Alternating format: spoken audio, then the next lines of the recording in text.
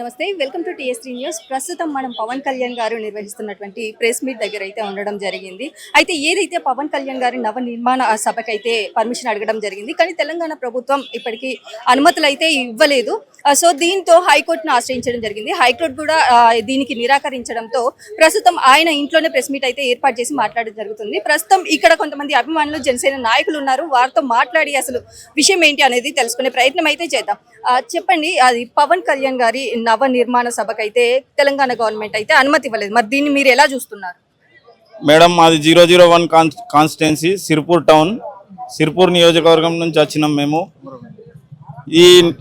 ఈ ఏదైతే సభకు అనుమతి ఇవ్వలేదో, నా దృష్టిలో అయితే ఆ రోజు చంద్రబాబు నాయుడు అరెస్ట్ అయిన తర్వాత వీళ్ళు అక్కడ రోడ్డు మీద పవన్ కళ్యాణ్ ఏ విధంగా ఆపినరో నా మైండ్లో అదే గుర్తొస్తుంది. ఎందుకంటే ఆ రోజు అక్కడ చక్రం తిప్పిండ్రు, ఆ నైటే చక్రం తిప్పింది.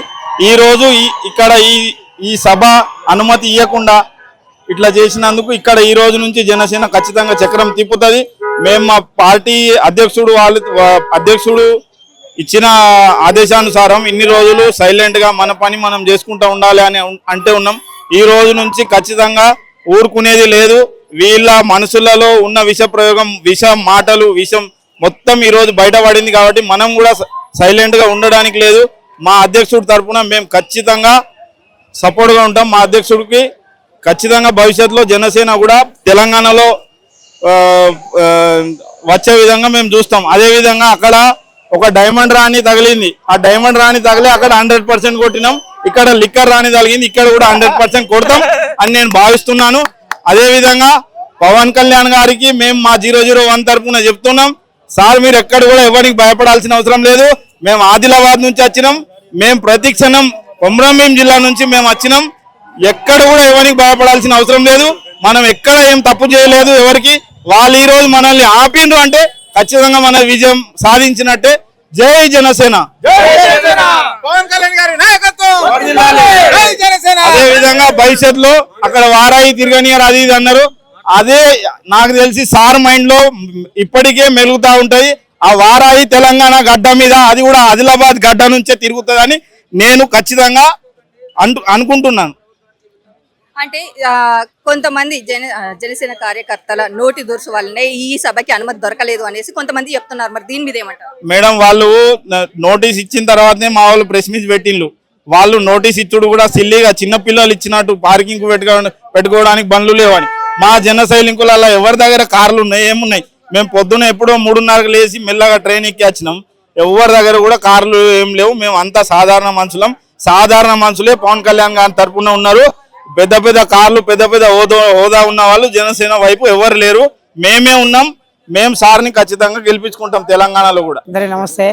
ఈరోజు పవన్ కళ్యాణ్ గారిని తెలంగాణలో రానియద్దు అనే ఉద్దేశంతో మాట్లాడుతున్నారు. తెలంగాణలో పార్టీ మరి ఎస్టాబ్లిష్ చేస్తుంటే సునామీ వస్తుందన్న అంత భయము ఈ కాంగ్రెస్, టీఆర్ఎస్, బీఆర్ఎస్ పార్టీలకు కలుగుతుంది. ఏది ఏమైనా, ఎన్ని అడ్డంకులు ఎదురైనా జనసేన పార్టీ జెండా రేపు తెలంగాణలో ఎగరబోతుంది. ముమ్మాడికి ఇది నిజం. ఈరోజు తెలంగాణ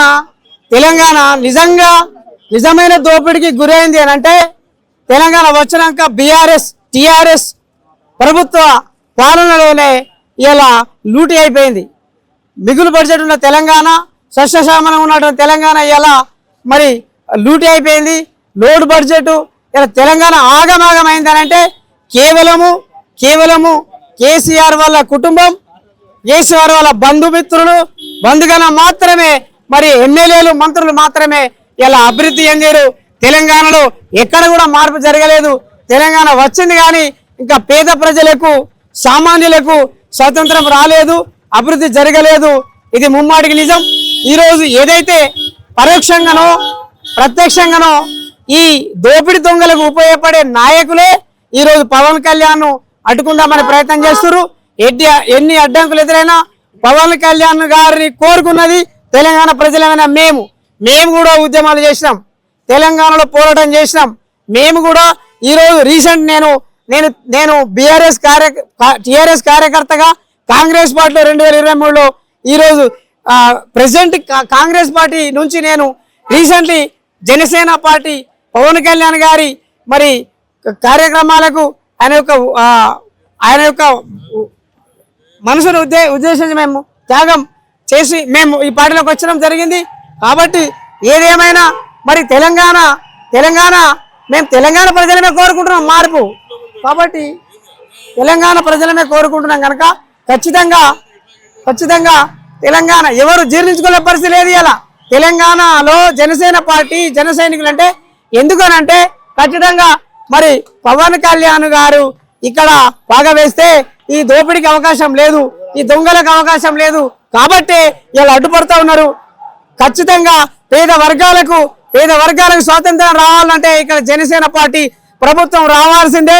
110% ఖచ్చితంగా జరుగుతుంది.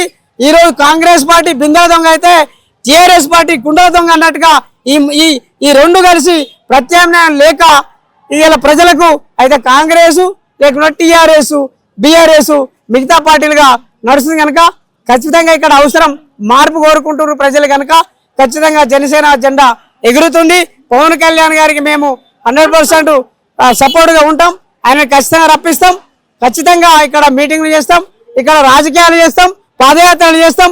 ప్రతి గడప గ్రామానికి వెళ్ళి ఖచ్చితంగా జెండా ఎగురవేస్తామని చెప్పి తెలియజేస్తూ జై జనసేన, జై తెలంగాణ.